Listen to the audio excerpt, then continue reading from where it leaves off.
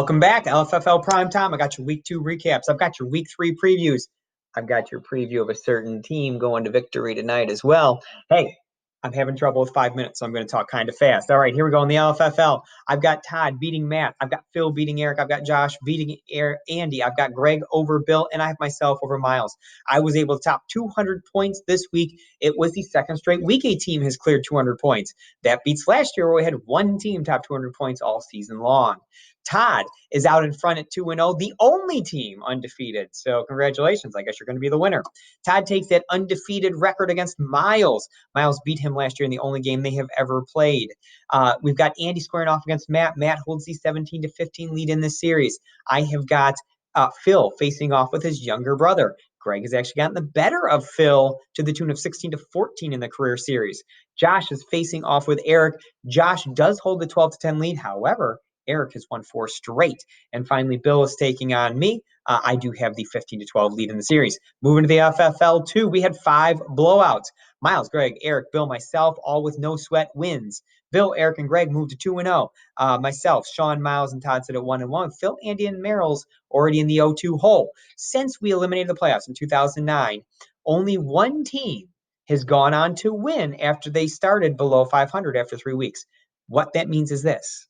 If you want to be a champion, unless you're Bill last year, you had better be 2-1 or 3-0 after this week. So we've got a lot of teams that need to do some winning. We've got Todd versus the Merrills. We've got Andy versus Miles. I've got Bill versus Eric, Sean versus Phil, and yes, myself facing off with Greg. In the LFFL 3, we had a narrow win by Bill over Matt Brennan, denying Matt Brennan his first LFFL 3 win ever. Matt, on the other hand, absolutely throttled Todd by the tune of 99-point victory. Greg beat Phil. Miles beat Eric, and I beat Andy. Now, let's go back to that 99-point win by Mr. Merrill. It was the second most lopsided game in the history of this league, only beat out by Bill, who beat a totally checked out Jim Gritadaria by 103 points back in 2010. This was week 10, so Jim may have had some guys on bye and injured. If you want to look up the box score, it wasn't pretty. Bill actually has been a part. There have been, of the 10 most lopsided games, Bill's been a part of 5. So you know what? Bill just likes to get things done quick, good or bad. Now, Bill actually takes that incredibly lopsided record, goes to play Todd, who just had the second most lopsided game in history. Maybe we'll have another one this week. We've got Miles versus Andy, Greg versus Matt Brennan, Eric versus Matt Merrill, and Phil and I square off in a rematch of the last 2 Super Bowls in this league. So, moving on to the FFL 4, Matt Brennan, congratulations. Just joined the league 2 weeks ago, has already got a win in his first cash. 163 points. He was up most of the weekend, and most of the day on Sunday. I came in second. Eric came in third for the second straight week. And you notice competitor number 4, another new member of the league, Nate Waldron, one of my brother's oldest and longtime friends, has joined us. I think maybe he heard there was money involved, so he thought it was a golf contest because he knew he could beat us all at golf. Unfortunately for him, it was football, just out of the money this week, but a good showing in a first effort. I'm sure he'll be in the money soon.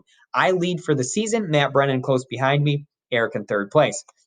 Moving the LFFL 5, it was really interesting over here this week. Phil, Eric, Greg, Andy, and Bill were your winners, but the story was actually points. Bill set the new record high score on Sunday, scored 264 points. However, that only lasted 23 hours because on Monday night, Greg got Alvin Kamara, Darren Waller, pushed him all the way up to 274 to set a new record. Fun times for me, 243 points this week, the 7th best score of all time. However, this week, it was good for third place in a loss. We've got Greg, Bill, Eric, and Phil all at 2-0 in playoff position. This week, in week 3, we've got Greg versus Eric, Todd versus Miles, Phil versus Slick, Bill versus Sean, and myself versus Andy. In the LFFL 6, I'm lucky enough to have had a big week over. I've taken the lead in February, March, and June. Todd leads in April. Miles leads in May. Matt leads in July. Greg leads in August. Greg was your biggest mover this week, moved up an average of 2 spots across all leagues from 8.1 average to 6.1 average. That moved him from 12th all the way up to a tie for 4th. Todd and I flipped spots at the top. I now have the lead with Todd in second. Moving on to this LFFL 7, Andy was your elimination, joining Greg. Everyone else still alive.